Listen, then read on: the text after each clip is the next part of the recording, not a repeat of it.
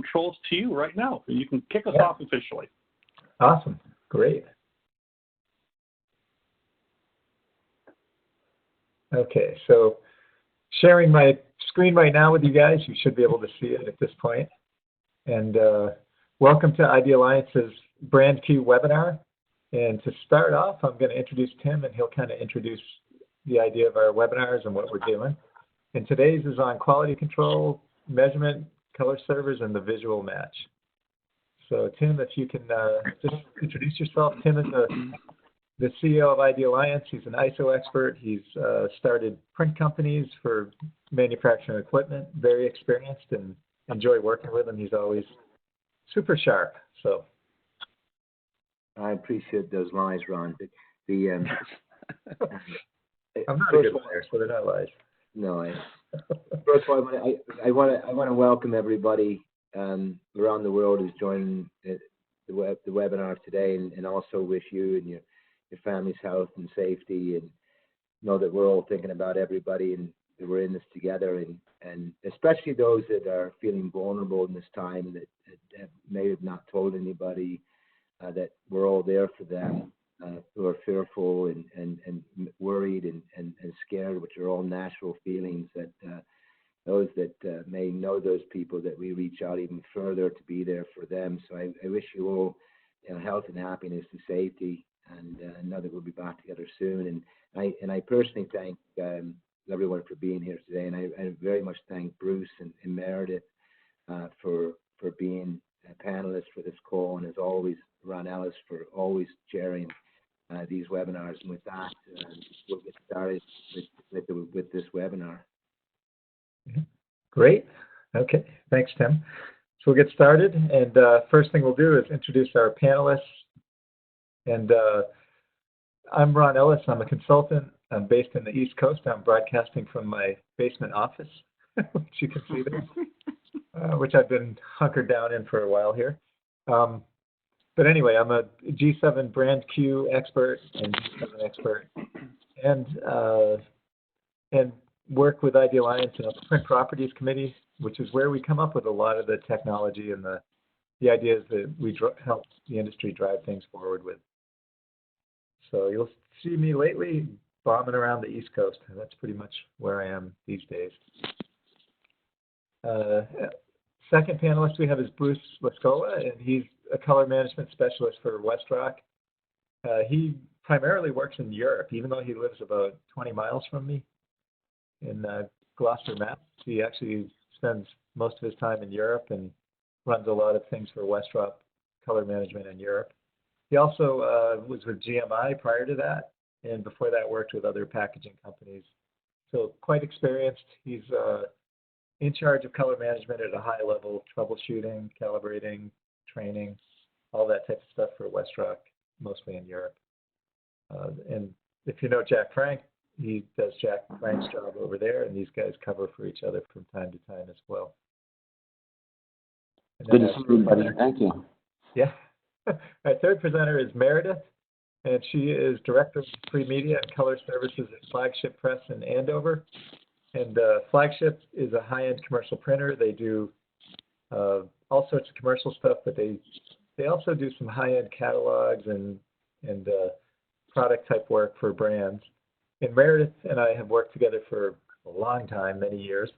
We worked on really hard color issues, so we have a lot of experience with these type of issues together. And Meredith, I can tell you, has a really great eye for color. And a lot of the brands that we've worked with specifically trusted her and would even follow her when she moved from one company to another. So Meredith is super expert at this idea of the visual match and getting it right and why it doesn't work. And even though she'll probably share her opinion of how people in printing plants sometimes accuse other departments, she understands the press room, she understands the pre-press area, and especially understands the customers. So Meredith will be our third panelist.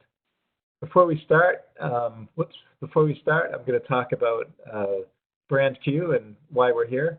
So BrandQ is our brand program at Idealliance. We built it just for brands because we know brands have a lot of issues with communicating color in communicating expectations. There's three different parts of BrandQ. First part we have is communication. We have education and validation. So for education, we're talking about training the brand and the supplier to understand the same thing. This is one of our live classes. You can see there's a whole bunch of print buyers and creatives in here, and they're learning how to measure and how to understand and communicate the language of color. Another big part of BrandQ is communication, and that's enabling the communication between the supplier and the brand, which may sound really simple, but a lot of times the supplier doesn't know what the brand actually wants. Do they want the proof? Do they want the numbers of the color? What are they actually looking for? So we're trying to help the brand understand how to really clearly get that message across and communicate it. And the third part is validation. Once you've done the communication, once you've learned what you need to know and you've worked with each other, how do you make sure the color is correct, both for the supplier, because if they meet the customer's needs, it all goes a lot better, and for the brand, so they can make sure that everything's happening the way it should. So if you look at that, that's the fundamental ideas behind BrandQ. We do custom on-site trainings for brands. We've done quite a few of those for some of the largest brands in the world.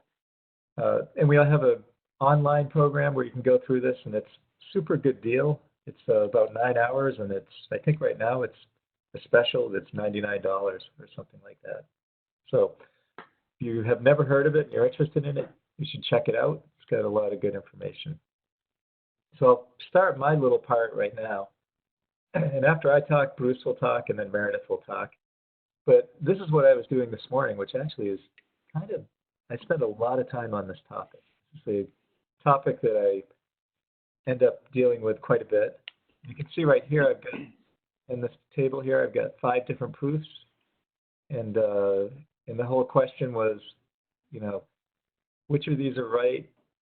And because they're all technically passing G7 specs. Which ones are better than others, and then why doesn't the press sheet match? And even though the numbers match. So that's kind of a bit of what we're going to talk about today. If we look at quality control, most of the brands that are out there, many of them are using quality measurement to figure out how their print quality is going. I pulled these out of my cabinet and just kind of took pictures of them. These are just kind of some basic examples, but you can see different brands care about different things, but very often they'll put this little color bar or something on the work, hopefully even on the package if they can, but sometimes it'll just be on the sheet. But these are some examples of it.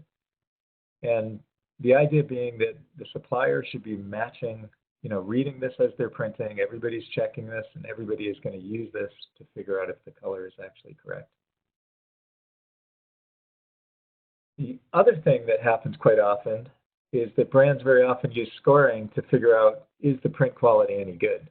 So you can see there's a few examples here. I've got Press Sign, I've got Measure Color, I've got Chroma Checker, I've got Color Cert, and there's other programs as well. But you can see that these all have something in common. These all have a score. And so very often the brand will say, when you're running our job, we expect it to be an 85 or higher or something like that. But there'll be some expectation with the score. And taking a look at that part. And this is pretty good because it helps make sure that printers get pretty much right, and they get into the world where they're looking at, not just visually looking at the sheet, but making sure all the pieces are printing. It helps if you have different people on different shifts, and if you're going across different plants, it helps you to be able to get the same result. So this is pretty good, and most of the time this works pretty well. But there's sometimes when this is not working the way that people expect it to. So if we take a look at it, if we take a look at the problem here, and you can see this example, the job is getting a really good score. But if you look down at, the 2 different pieces, the proof on the left and the press sheet on the right, you should be able to see a little bit of a difference. So for those who don't do a lot of G7 calibration, this row number 5 here is the grayscale row. So that row is only made of gray. And if you look at the one on the right, you can see looks pretty good as we go through the quarter tones and the midtones. But as we get over here to the 3/4 into the shadows, you can see it goes really red. So this is the type of thing that for average commercial printing, you probably wouldn't notice it, but for a high-end brand, it becomes a really big issue. And meaning, if the score doesn't relate to the visual, then what's the idea of the whole thing? What's the point of the score? So you can see right here, as I zoom in, you can see that little area where it goes red up in the 3/4 here. Even though it has a good score, it's passing. There's something here, and it's showing up, and that becomes a problem. So I think first problem there is, what if the score is good but the visual isn't correct? And if you think about that, that first thing there would be, are we measuring the right things?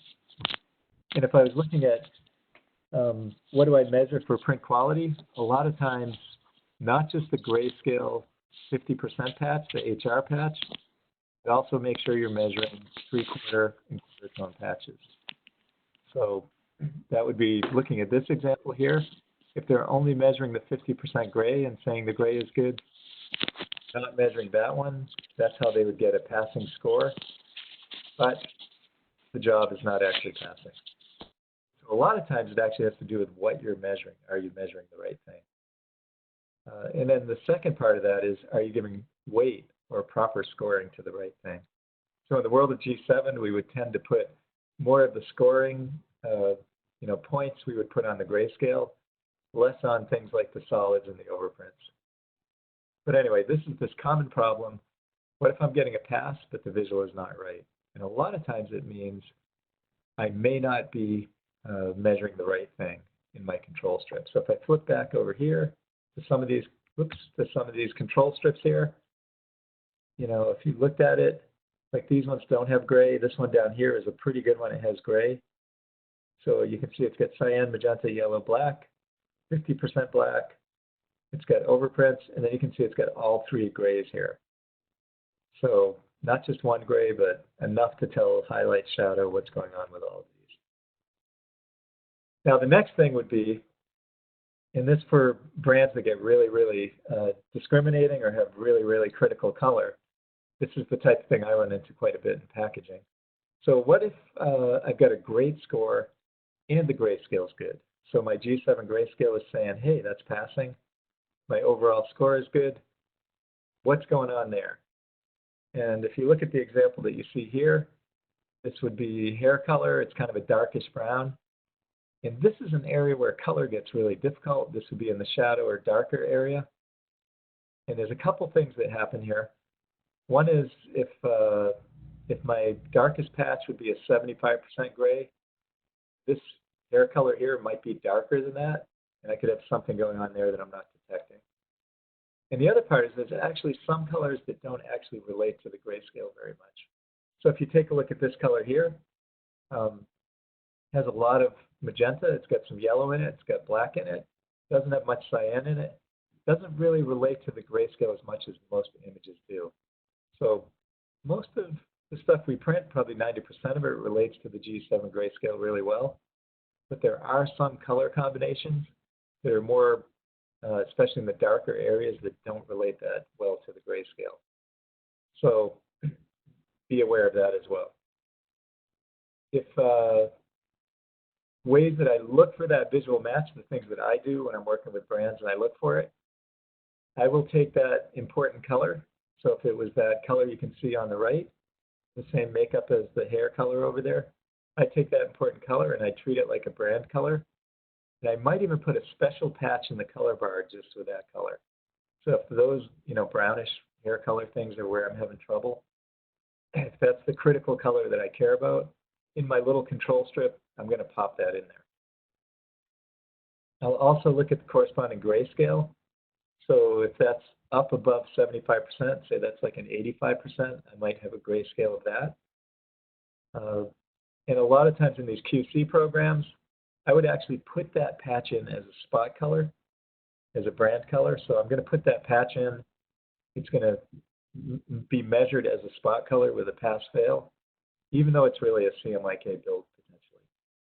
So one of those ways of treating it and giving it importance is to actually make that, make that be part of the color bar, that one area that you're worried about or the thing that's the most important. So if you look at things like the hair color, or chocolates or purple overprints and things like that, they're affected by the press condition quite a bit. And many presses, if you go across the supply chain, they print a little differently there. And that's where giving that a special patch can be quite helpful to it. Sometimes even if you put that patch up there, so if I put a special patch up there, that doesn't mean it's going to make that color correct. It's just going to tell me when it isn't. So very often what happens is I may have to actually make some type of correction for that. So an example would be something like this hair color. If I know that to match the proof on this press, I may be too red or not red enough up in that area, then I may do something with a curve up there in order to do it. So I may have to manipulate the file going out to the press in order to take care of that case or that issue that I'm having up there. And there's a whole bunch of ways that we can do it here. One way is with a color server. And a color server is a piece of software that you drop a file into, and that's going to actually automatically do that correction. And a color server doesn't do correction with curves like you do with a plate curve, but it can actually do a profile-to-profile connection, which can actually do a lot more than a curve can do. So we may use a color server for it, and we're going to have a whole session on our next session will be about color servers and what you can and can't do with them and how they work. And right now we're lining up some experts who use color servers, and they're going to talk about how they use them, what they do with it, and how they find that to be helpful. Another way, if you don't happen to have a color server, would be just to manipulate the curve or correct the file. So you could actually take that file and color correct it in Photoshop to make up for that. Excuse me. Or you could do a plate curve modification. If I know I'm going to be printing that job over and over, and that's always an issue, then I may have a special plate curve for that customer. Another part could be ink and paper. So if I'm really running into that issue, it might be an ink issue with overprinting. It could be a paper issue. But the key idea here is that first thing I'm going to be doing is measuring and detecting that that color isn't right. And then I'm going to have a method of correcting it if I need to. So 95% of the time, G7 gets me there. In those oddball colors, the ones that aren't really made of the grayscale or don't relate, these are the ways that we can both detect it and how we're going to correct it. So with that, I'm going to move on to our experts and pass control over to Bruce. And Bruce is going to talk about what he sees and what he sees in his work. Hey, everybody. Hope everybody's doing well. Let me just call my slide up here. Yep. And there we go. It's starting to come on. Great. Thanks, Bruce. Okay. So there we go. One of the things that I like to cover, when it comes to this, it's obviously prior before any customers putting the work in, is to make sure that we're covering all fundamentals. When it comes to visual match, are the viewing conditions correct? Are they with the ISO standard 3664 for, viewing conditions where it comes to a light booth or controlled light source itself? The other thing that I try to keep in place is it being measured and how is it being measured? Are the measuring conditions the same?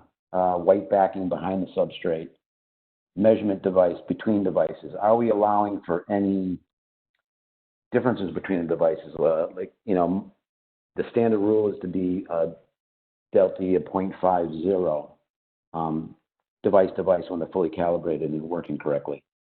Filtration, are we using the same filtration across the board, MO, M1, M2, M3?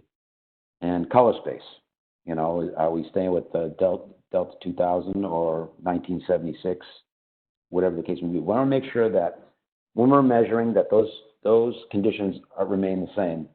They start in pre-press, they're the same in the press room, and the same in quality control. There's variables at press that need to be controlled, obviously. Several of them. Inks, targets. Are they ISO standards?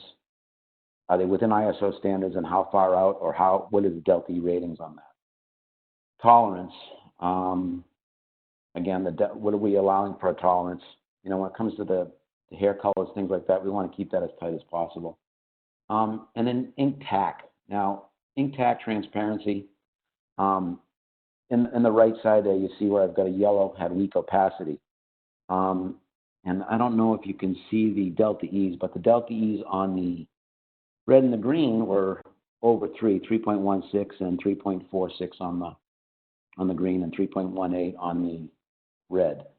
But the yellow itself, the red itself, and the cyan itself had a good delta E tolerance. They were well within the target. But on the overprints, the green tended to be blue, and the red was magenta. So what I had done during this process is pushed a little more yellow to see what happened. My LAB on my yellow did not change. And again, my green and the red did not improve. So what I wound up doing is pulling that yellow ink out and putting a different one in. And when I put that different ink in, the tolerance got a lot tighter on the green and the red. As you can see, it's a 1.29 on the red and a 2.85 on the green. And if you notice, the LAB value of the yellow never changed.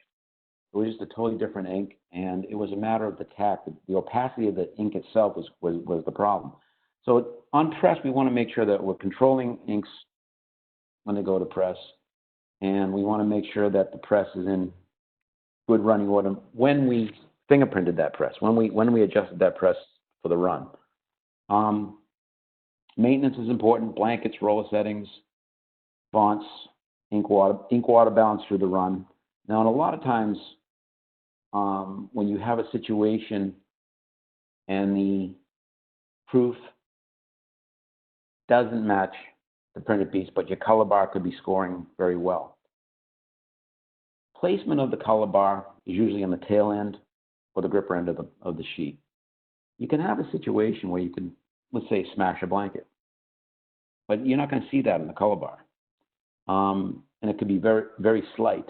So if you're getting a good score and the image isn't up to par, and that could be a reason. So there's certain things that we want to control at the press and make sure that we're practicing good process control.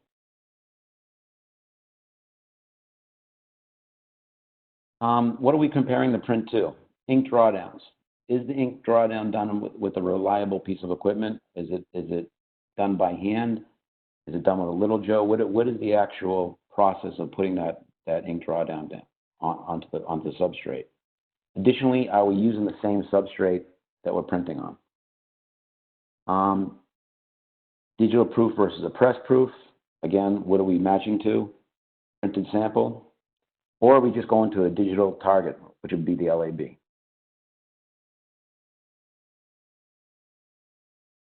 Color targets. Now, color targets are important. Both Barber 39L, and which we use over here in Europe, and BrandQ G7, which we use in North America, are based on the ISO 12647-2.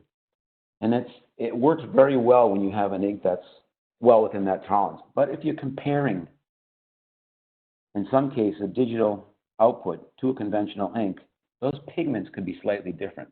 Now, we know that in digital, yellow inks tend to be more chromatic than conventional inks.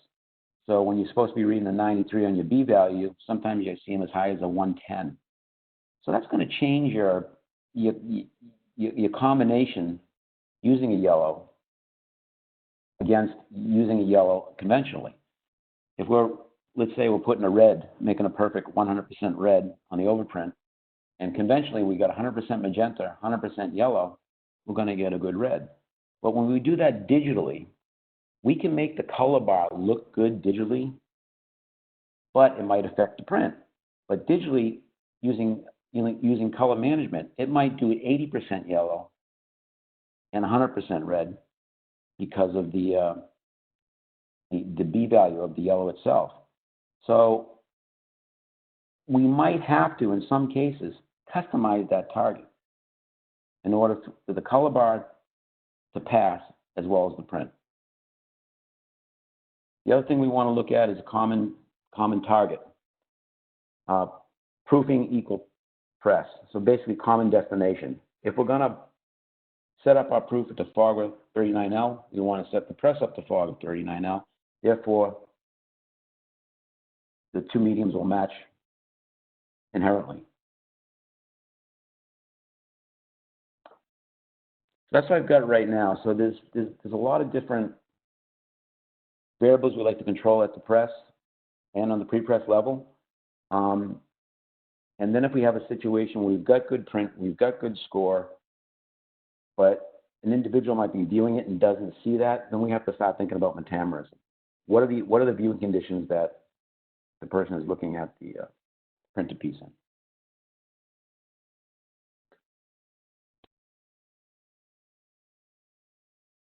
Great, thanks, Bruce. And Steve, if you can pass over to me, and I can run Meredith's slideshow because of the weird WebEx mismatch we have going. Hey, send you control now. No, don't be blaming by WebEx now. Be nice. It's always okay to blame technology. I don't want to blame Meredith. I do not want to blame Meredith. I'd rather blame WebEx. No, blame the technology. That's a good program. I agree with that. All right, good. I just gave you control, Ron. Thank you. Oh, funny. Okay.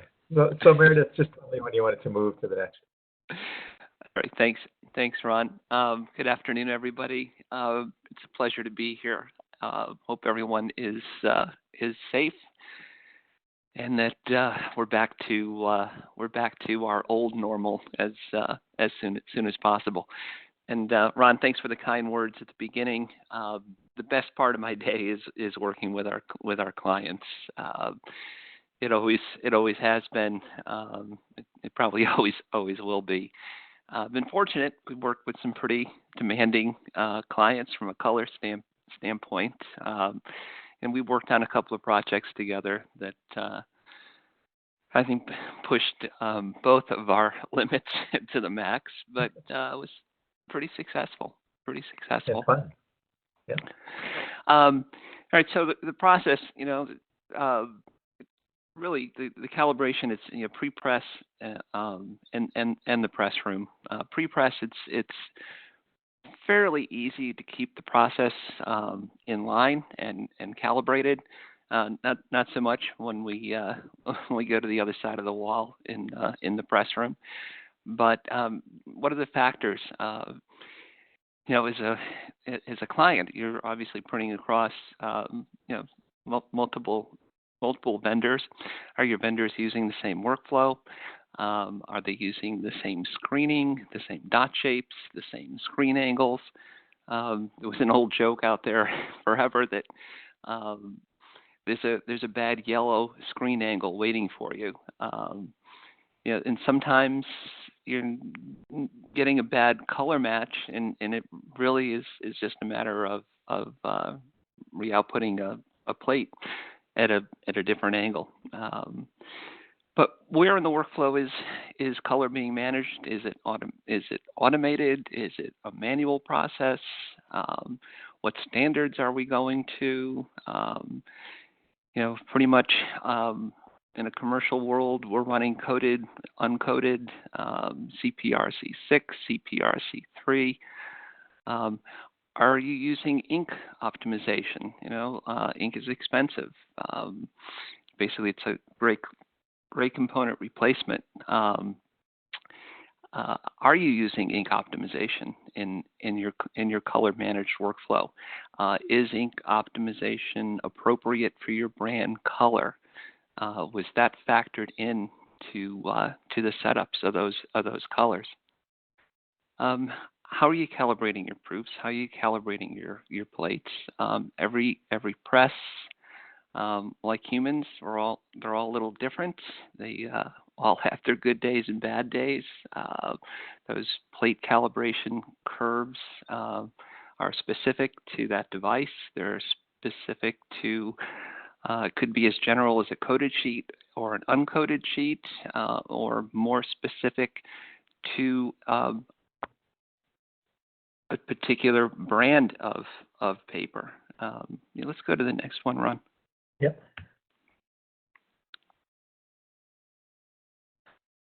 All right, in the press room, that's a nice picture of one of our 40-inch Gamoris. It's a 10 color. It's a beast. It has lots of moving parts, lots of moving pieces. The variables in the press room are they're just incredible. Paper, one side of the sheet versus the other side of the sheet. Ink, are you checking every batch of ink as it's coming in? Is it the same? What are your tolerances on your ink from batch to batch? Rollers, roller settings, fountain solutions, blankets, packing. It's a huge list. In proper maintenance, proper maintenance on the machine, it's critical to all of the process and the control. Let's go to the next one, Ron. Yep. So we've all been there, and we've got some great looking numbers coming off of our targets, but the sheet looks horrible. So what are you measuring? What's important to you to measure? Is it gray balance? We're looking at gray balance, 25, 50, 75. Our world really, the commercial plant is revolving around the G7 standard. Ink densities, dot gains. What's important to you? Is it a specific color that should be on that sheet that we can measure on a target? Other issues with having some great numbers in a bad sheet is, well, where on the sheet is it? Is it down at the gripper where everything is printing great? And no matter what you do, the center of the sheet, it's always going to look great. Is that going to really give you an accurate picture of that entire 40-inch sheet? Probably not. Are you measuring enough points? In some cases, we're very limited to what we can put on a sheet in a commercial job because of the real estate on the paper. We're running sheets as tight as we possibly can, again, to be cost effective. It doesn't leave us a lot of real estate for a whole lot of color targets on a general job. Specific jobs, yes, of course, we can work with our client, determine what they need, and incorporate it into their press forms. Can you match all colors in process?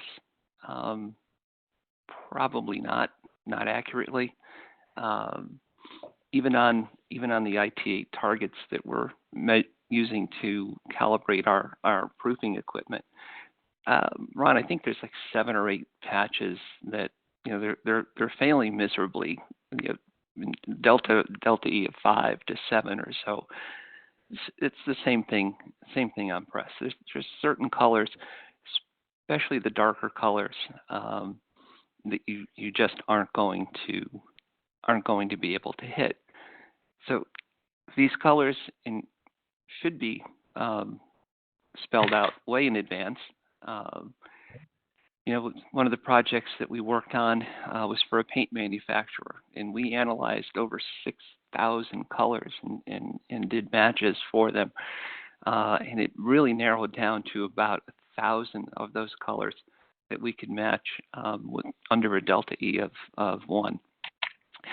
Ink tack, those overprints, those 2-color overprints, the 3-color overprints, some of them are just impossible to hit.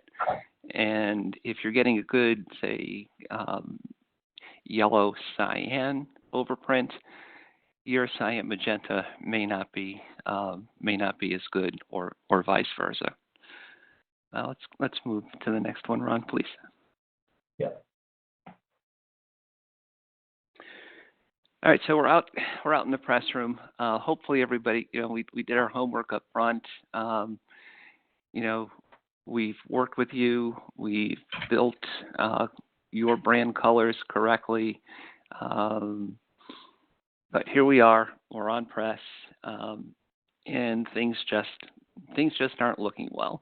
So, some of the things that we do on a daily basis is, all right, you're going to look at the measuring device. Maybe check it with another one. Is your handheld device, where is it in relation to the automatic scanner on the press? Paper. We've seen a lot of bad paper in the last year or two. Quick way to do that is maybe flip the sheet, print the other side.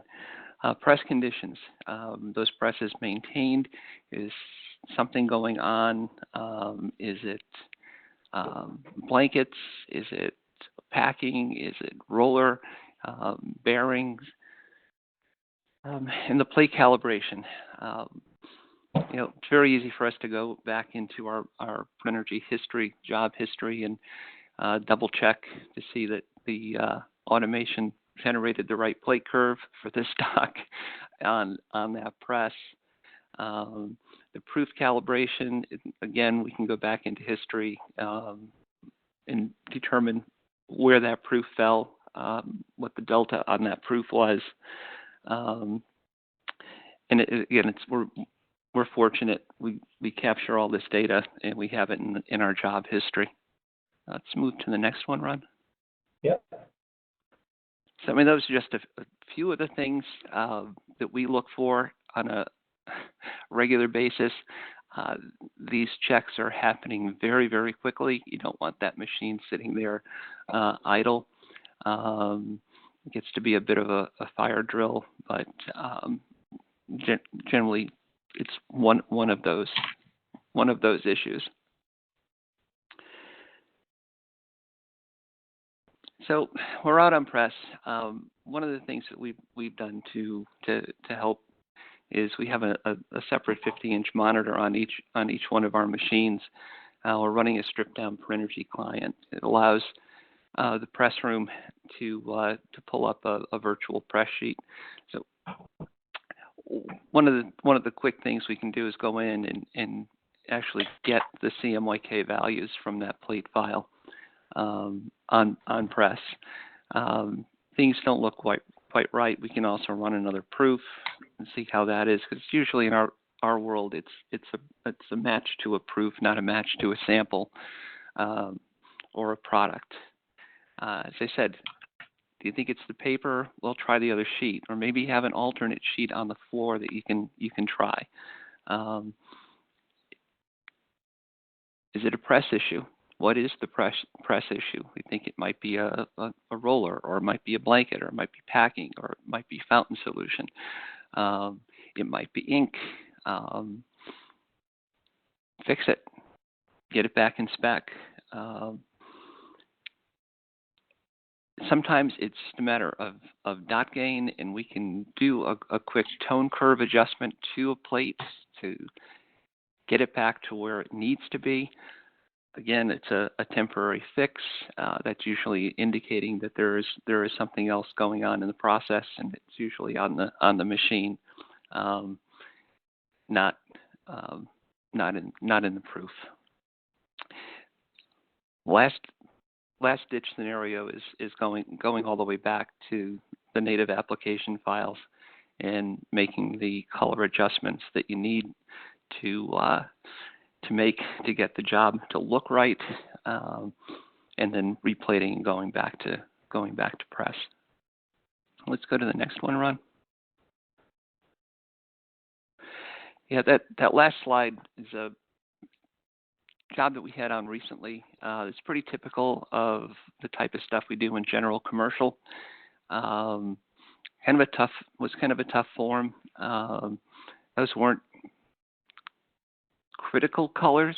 It was more of a design, but it was a tough layout. The gripper to tail match. We had red builds in front of blue builds, and then there's flesh tone wedged in between them.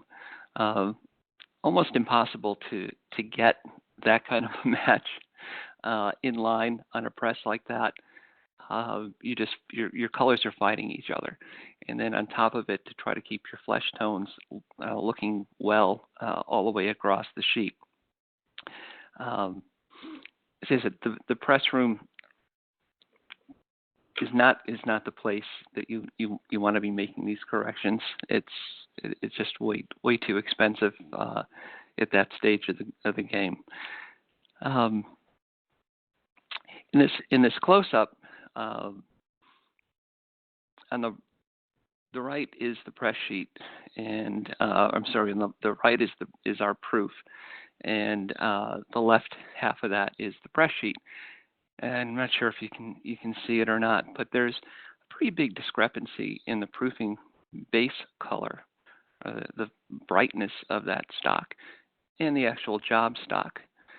You can also see in like the teals and the charcoal grays, there's some excessive dot gain showing on the press sheet as matched to the proof. So we got a couple of things going on here. Proofing base definitely playing a big piece in this part, and there was an issue. There was an issue with dot gain on two of the units on the press. If this had been a color critical job, I would have been working with our client up front. We would have established proper builds for these colors. I would have established a proofing cue that closer matches the base stock. I would have included targets on my sheet, because in this case I actually had some extra real estate, and we wouldn't have been in the situation that we were on this example. So it can be done, but to do it successfully, it takes a lot of collaboration up front between the client and the print provider. When it's done properly, you're not going to find yourself in a situation like this. So to kind of sum it up, calibration is key. Maintenance on the equipment is key.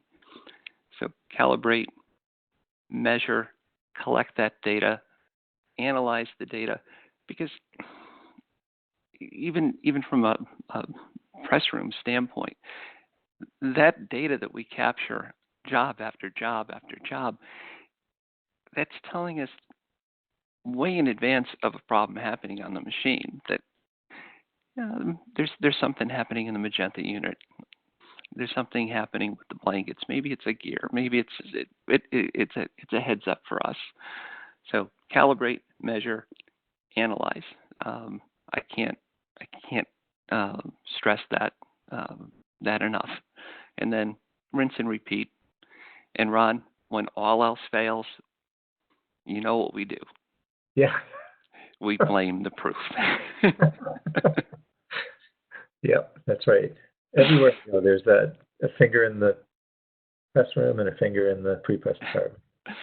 Kind of almost, not always pointing at each other, but they want to some days. We've had in lighting conditions, of course, are key. Proper lighting conditions, but with the conditions that we are in presently, we're in the North Shore of Boston. We've had some very interesting color okays. Technically, we were just coming out of annual report season. We've had some pretty crazy color okays because we're not allowing people into the building. It's very controlled. I've watched salespeople try to do a color okay in the parking lot the other day. It was just awful. It was just awful. Yeah. But yep, that's all I got. Thank you so much for allowing me to do this, and look forward to your questions. No, thanks. Thank you. Great. So questions. Yeah, there's a number of them that came through, and we'll start from the top. I think the first one is directed towards Bruce, because I believe he was talking about this. So here you go. When anybody can answer this, but maybe Bruce, maybe you field it first. When talking about the backing, when measuring a sample, the comment of making sure it is the same when using an IntelliTrax, X-ray IntelliTrax, the only option is black. What recommendations do you have when most everyone has white backing?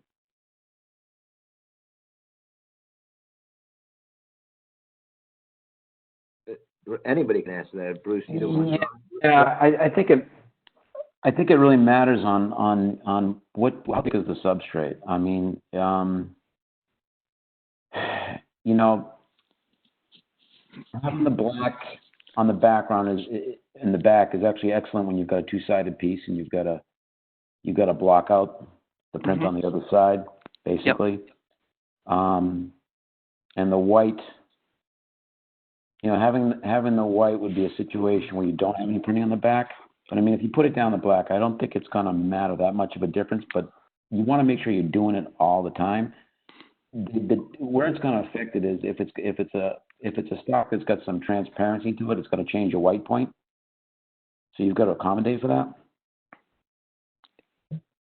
Sometimes there's a translation. So meaning when you're setting up your scanner and your press, you're correlating that to the measurements that are offline.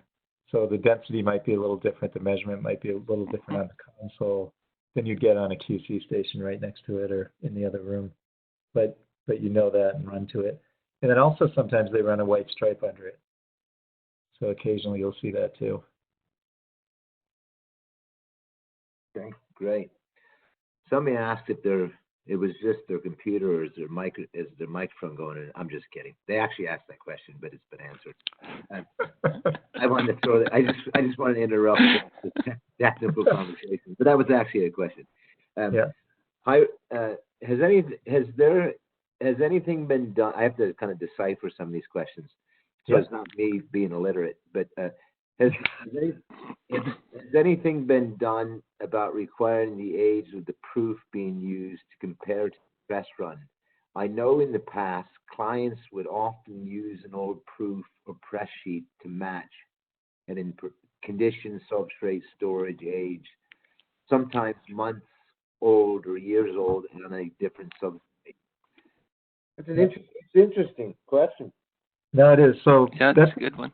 That's a good one. Meredith, you deal with outside proofs. How do you check them and make sure they're any good? If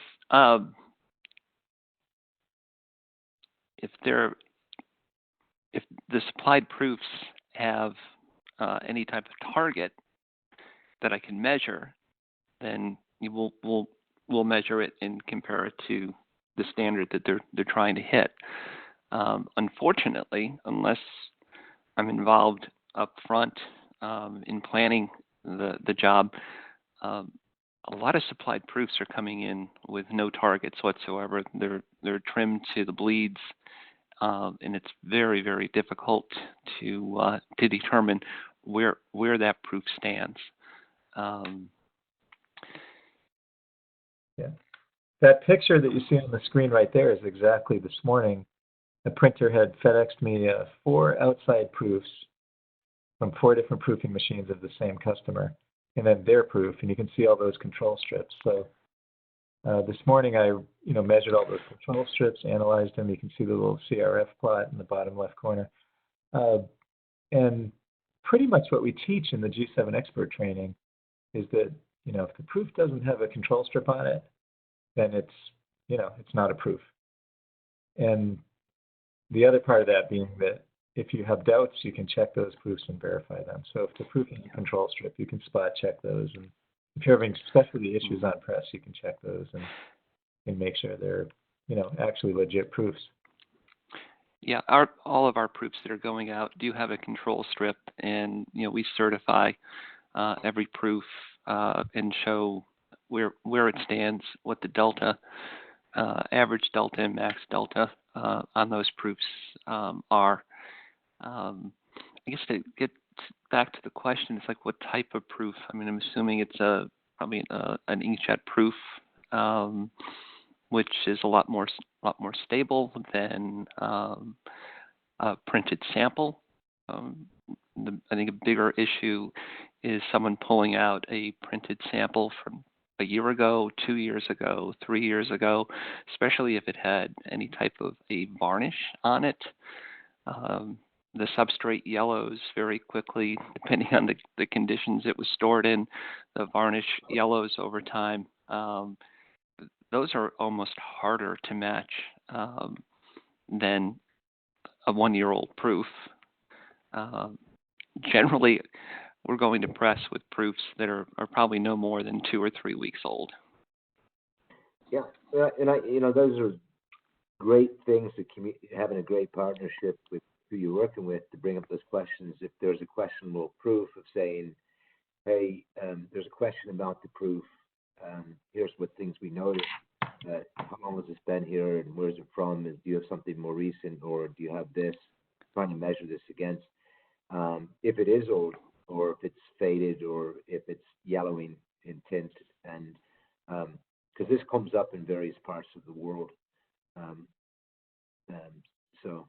But that's that communication factor.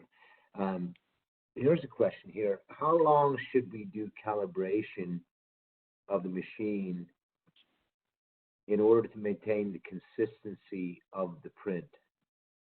Which is kind of it depends, really. Depends what kind of machine. Right. The answer to that, I think, would be if you're monitoring the process, how often you should do it is whenever it needs it. And Bruce, I know, he spends a lot of time in plants on calibration. You can answer your perspective there, Bruce. Yeah, but basically that evolves around process control. You want to control all your variables as tightly as possible. And there's going to be normal movement over time, basically wear and tear, and there's an acceptable window for that. And then once you go outside that window, outside that tolerance, then it's time that you do recalibrate. But you got to look at how the equipment been stabilized at that point. So anytime you recalibrate, you should be in a stable position.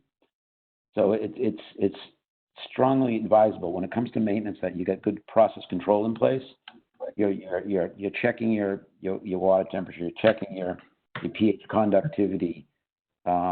You're keeping a log of your blankets, why they smashing, or what's happening over the course of time.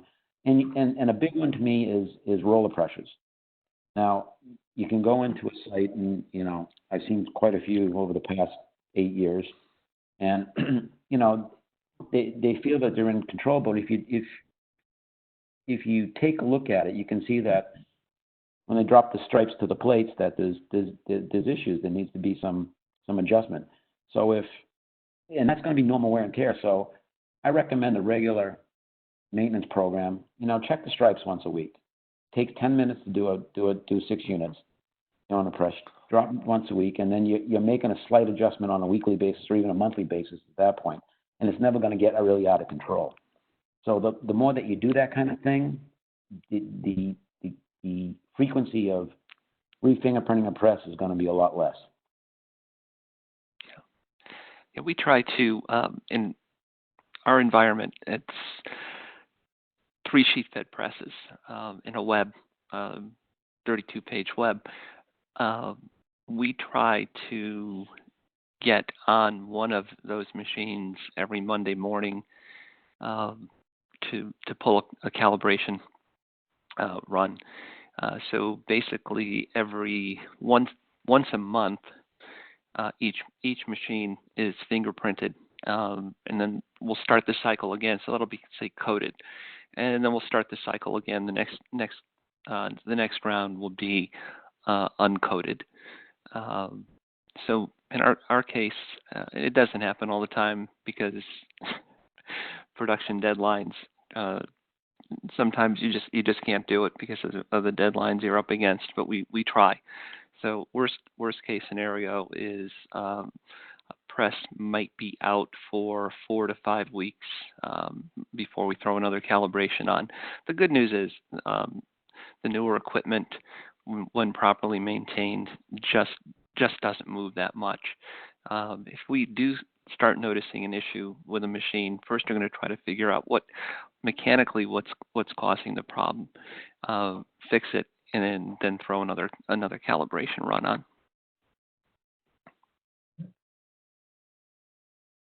Great. No, great answers. Let's see if I can get a couple more questions in. What should we do if one of the inks, such as magenta, is more like Rubin red and outside of ISO 2846? Will we bring it to the best match and continue, or should we change the ink? Great question. Yeah, no, I'll answer, and then I think you guys can too. But when I'm doing one calibration, just changing the ink is kind of a big deal for a plant. So typically, we would get it as close as we could that day, calibrate it, and begin a conversation with the ink company for down the road. Because just pulling ink and changing has a lot more implications than just color. So it becomes a conversation with the ink suppliers and awareness, and temporarily maybe not being as perfect as we can, and then moving towards that down the road. You guys can answer too, because you guys. Well, yeah, and just that ink set is calibrated basically, for gray balance within the hue and chroma of the entire set. So unless it was a manufacturing error, it was done deliberately. And I've seen some pretty crazy, what I call crazy colors or hues, especially in the yellow, where some of the sets I see the yellow almost looks gray, but it's necessary to maintain proper gray balance in that ink set. So yeah, switching out an ink, one, it's not the easiest thing to do, and one color could have dramatic negative effects on the overall process. I agree with Ron. We try to get it to where it needs to be. If this was an issue, then let's address it and move forward. If you think about changing it, you're changing all your reprints. You're changing everything when you change the ink. So you have to have a real plan. It can't just be done that day. It's got to be in a big conversation, because it has to do with your supply chain. So it's one of those things where you have a goal to make it better, because obviously things like the overprints and things are important. But sometimes it's not only color. Sometimes it's printability and dry back and other print attributes that are part of the ink set.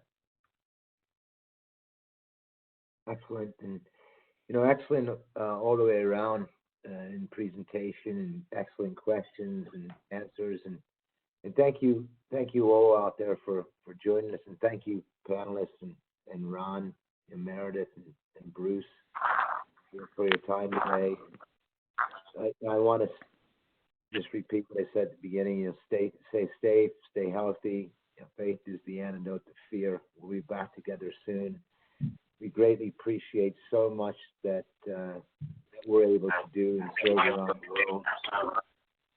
And we look forward to being back together with everyone again very, very soon. I hope everyone has a wonderful weekend. So thanks very much. Yeah. Thanks, guys, for participating, and everyone who showed up. Thanks for showing up. And check out BrandQ as well, and look forward to seeing you soon. Thank you. Have a great weekend, everybody. Have a nice Thanks, weekend. everybody. And that concludes our webinar. And also, don't worry, the recording will be sent out probably in a couple days. So be watching for a recording link from me or Tim. So thanks, and have a great weekend or great time from wherever you are.